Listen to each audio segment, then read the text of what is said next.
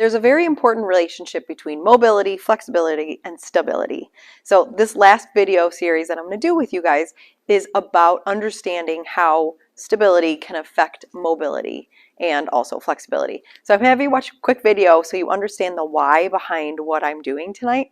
And it's about trying to get mobility while pushing stability, because if you are missing stability, it doesn't matter how much mobility or flexibility you work on, it's not going to be there until that core is able to be stable and work on stability of your pelvis, stability of your hips, stability of your shoulders. So how all of that stability and mobility are tied together. So I'm going to have you watch a quick video and then we'll be back to take you through a little bit of a mobility stability workout. So a part of understanding mobility and flexibility, how those two go together, is understanding the role that stability has in that relationship. So a lot of runners will say, oh, I'm so tight, or I'm just not flexible. And sometimes is really happening in the body is that they're not stable, or their core isn't helping them be more stable. So this is kind of a fun party trick.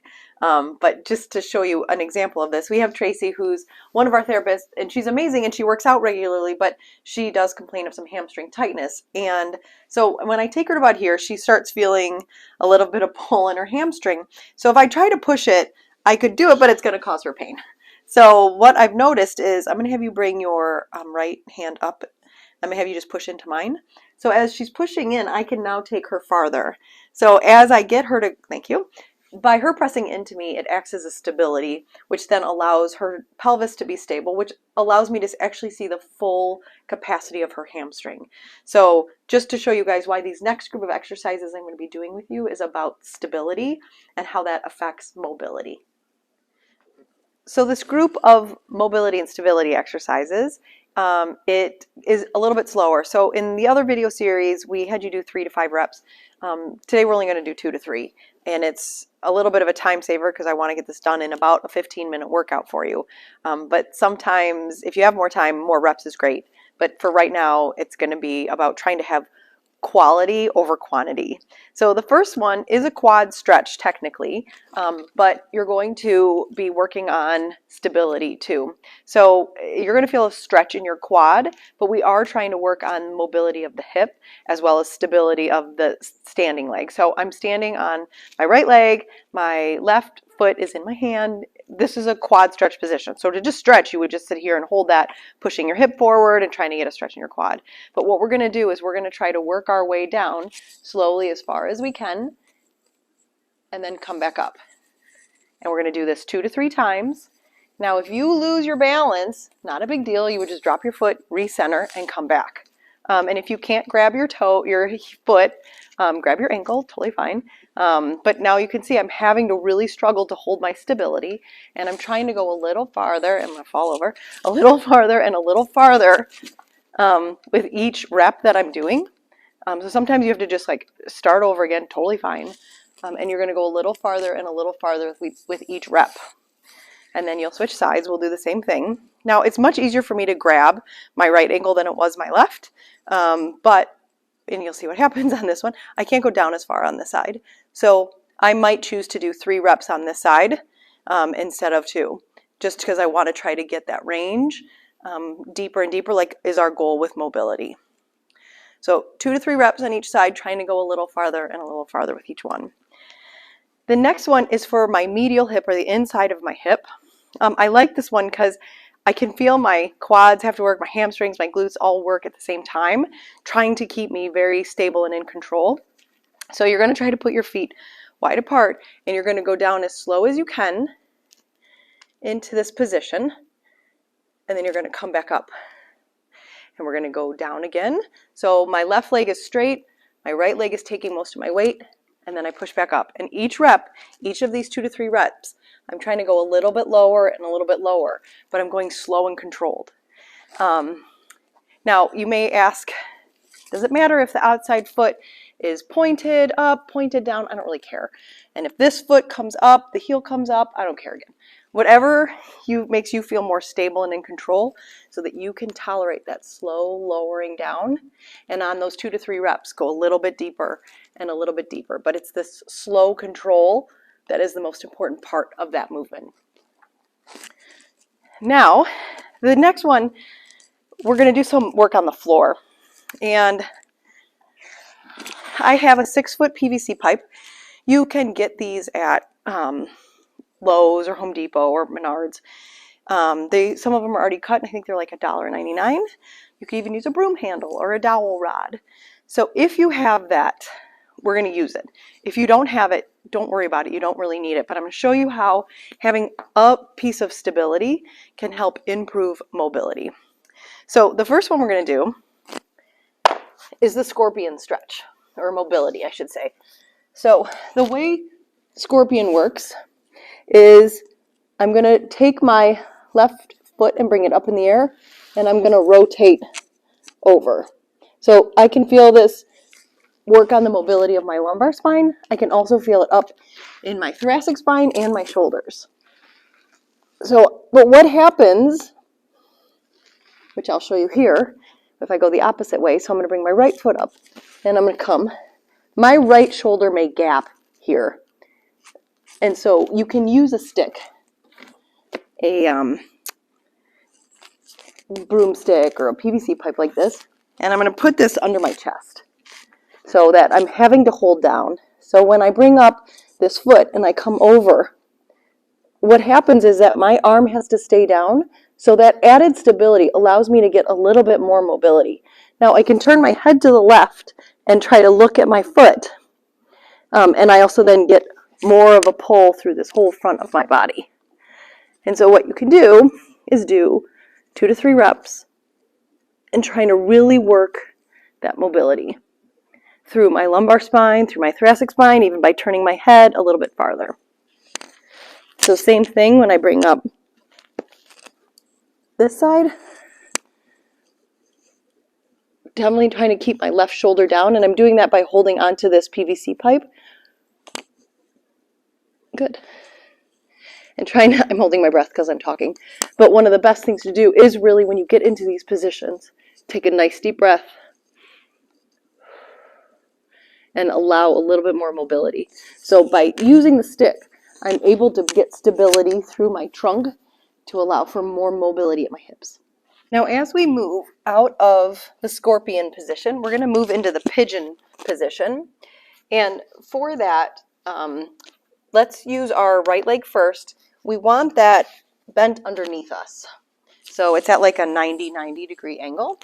And then my left leg comes straight back. And what we want to try here is a little bit of weight shifting. Now, some of you may not be able to have your foot straight across like this. Maybe some of you might have it bent a little more towards your body or out farther. It doesn't really matter. It's where you feel that mobility work, that deep work in that hip. So what you'll do then is from here, you're going to just work on shifting your weight to the right and to the left. So I'm just working left to right. The other option is back and forth. So trying to get a little deeper and a little deeper with each rep. So 2 to 3 reps on each. So as I go side to side, when I try to push my butt out this way, I can really feel that deep mobility work happening there. And I get to use my arms as stability to help get a little bit more mobility at my hips. So let's switch sides. So again, this foot is turning now towards you. Some of you may be able to get your foot up farther. Some of you it may be lower. It doesn't matter. And then my right leg is straight behind me. So we can work on shifting weight forward and backwards. 2 to 3 reps, really trying to get a little deeper and a little deeper with each rep, or side to side.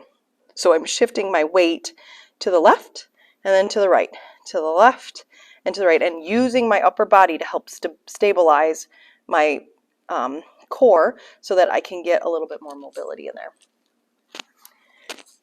We're going to bring back our friend, the PVC pipe or broomstick, whatever you have. This is we call slapstick. Now, I work with a lot of golfers, a lot of swimmers, a lot of volleyball players. All of them have trunk rotation that has to happen. And so this is great to try to improve trunk rotation. So what you're going to do is you're going to put your feet a little wider than your hips, and you're going to put the PVC pipe on your shoulders.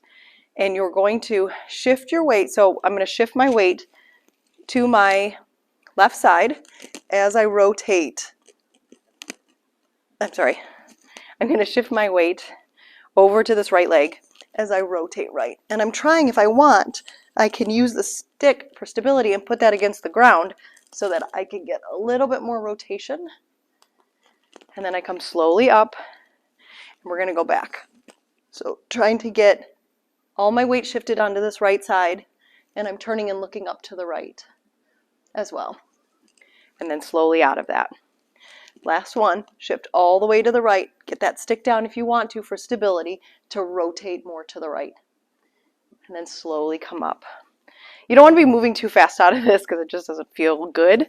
So now I'm going to go to shift all my weight to the left. And again, I can use the stick for stability to help me rotate left. Now, my left shoulder is the one that tends to bother me, and I can definitely feel the difference that I'm having a hard time holding on with this left hand. So I may have to use a different position on the stick to try to get that rotation through there and slowly coming up. Going again, getting that stick to help me stabilize so that I can get a little bit more mobility. And we're going to do one last one. And again, going back to holding my breath. So slowing that down, getting some good breathing so that I can use my breath work to help rotate out a little bit. Slowly breathing in through your nose and then out through your mouth. And that's where you can get a little bit more motion, is when you're on that breathing out. But trying to keep everything relaxed and calm is a good way to try to get that little bit of extra range of motion. So again, if you don't have this, not a big deal. You would just shift your weight and you're just going to open up. Now what you can do is use your hand on the inside to push that knee out, and now you can really feel that stretch through the inner thigh. So I shift my weight all the way to the right, my hand slides down, and I open up, really can look at my hand. And just to show you the difference, I'm pushing my hand into my thigh to get that rotation up. So if you don't have the PVC pipe, no big deal. It just allows a little bit of that stability piece to help you achieve a little bit more mobility. Now we're going to move on to another hands and knee exercise. So you're in the quadruped position, so hands and knees, and we're going to work on hip rotation. Now I like this one because I can really feel this burn in my muscles too, so it's multi-purposeful for this exercise. But we're going to be in quadruped, and we're going to work on hip rotation. So we're going to bring your knee around like we're tracing a big circle. So you're going to do 3 to 5 reps on this one, clockwise and counterclockwise, trying to make the knee be the thing that's drawing the circle. Now I want to make sure I'm not like rotating up, and I'm not sinking in, so that I'm nice and stable through my arms and through my pelvis, and that I'm just trying to really work on getting some mobility through my hips, both circles. So now as I shift my weight onto my right leg and bring my left leg up, I'm going to do some circles counterclockwise, 3 to 5 reps, and then clockwise as well. Really just trying to trace with my knee a circle. So it's not my foot that's doing it. And I always think about balancing a big glass of water or a margarita, whatever you want to imagine. But that keeping that pelvis relatively stable so that I'm not twisting or rotating too much through there. And the last one for this ground position is a child's pose with a modification. So child's pose is down here, but we want to try bringing our knees a little wider apart. So I'm going to put my feet together behind me, and I'm going to slowly let my pelvis sink into this ground here and work my arms out. And I'm going to take my left hand and rest my head on my right forearm, but bring my left hand across and underneath my body here, and then rotate and open up. So down and rest as I reach across underneath me, and then rotate up and look. And I'm driving my pelvis down towards the ground at the same time to try to get some mobility through my hips. So the stability component comes in the fact that I have 2 points of support on my knees, and that allows me to drop these hips down a little bit more. So when you switch sides, my left forearm will be down in front of me. Forehead is resting here.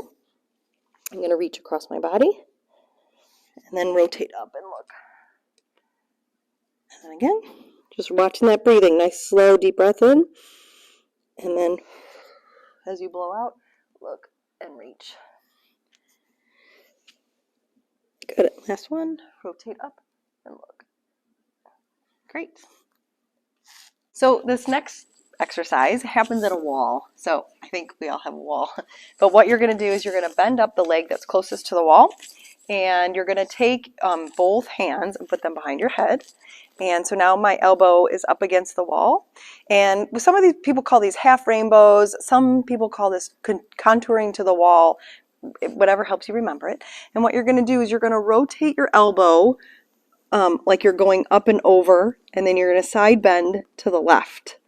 And then you're going to come up and over this way. So my elbow is almost like tracing an arc. And then I'm going to try to bring my left elbow towards my left knee.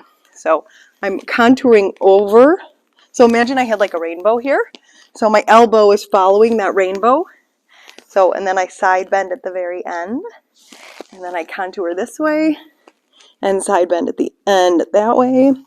And so you're going to do, again, 3 to 5 reps of this. And the reason for the wall acting as my stability is to help, if I'm really tight, I may take, too much motion and not really isolate it to my thoracic spine. So by keeping my leg pressed up against this wall, I'm isolating this mobility work really to just my thoracic spine, which is what I want. So we're going to switch sides. So that right leg on this side will come up against the wall, and I'm pressing that knee into the wall, hands behind my head. And again, imagine I'm following an arc.